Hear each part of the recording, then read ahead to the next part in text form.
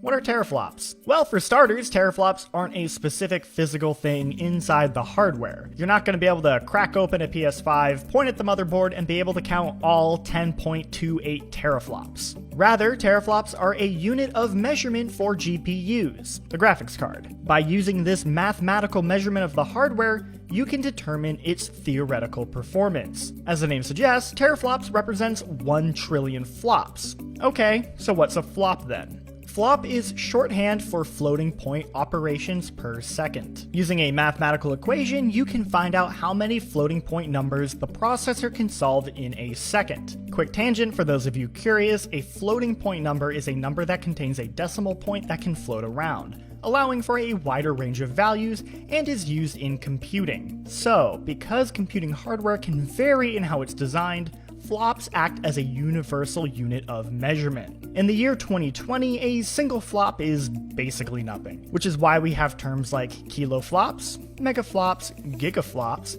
teraflops, petaflops, and flops even beyond that.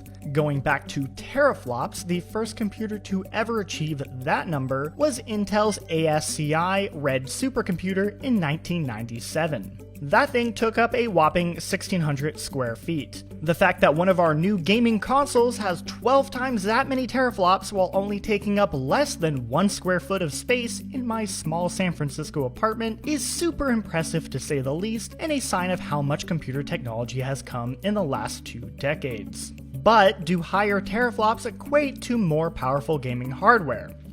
Sort of.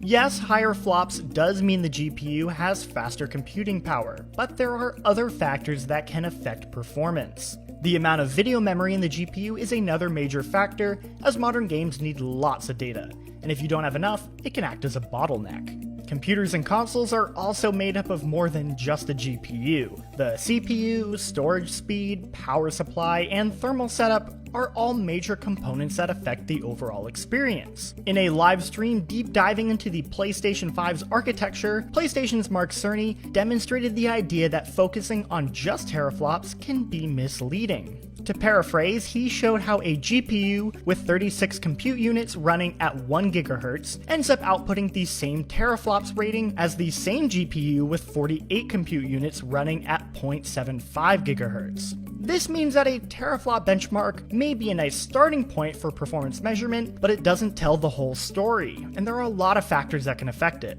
So now next time you see someone come out on stage and throw the word teraflop at you, you'll know what that means. Just remember that while it is a measurement of a level of performance, there is a lot more that goes into making a video game console pop, and you should check out the rest of the hardware specs as well as just waiting to see how developers are able to take advantage of the tech.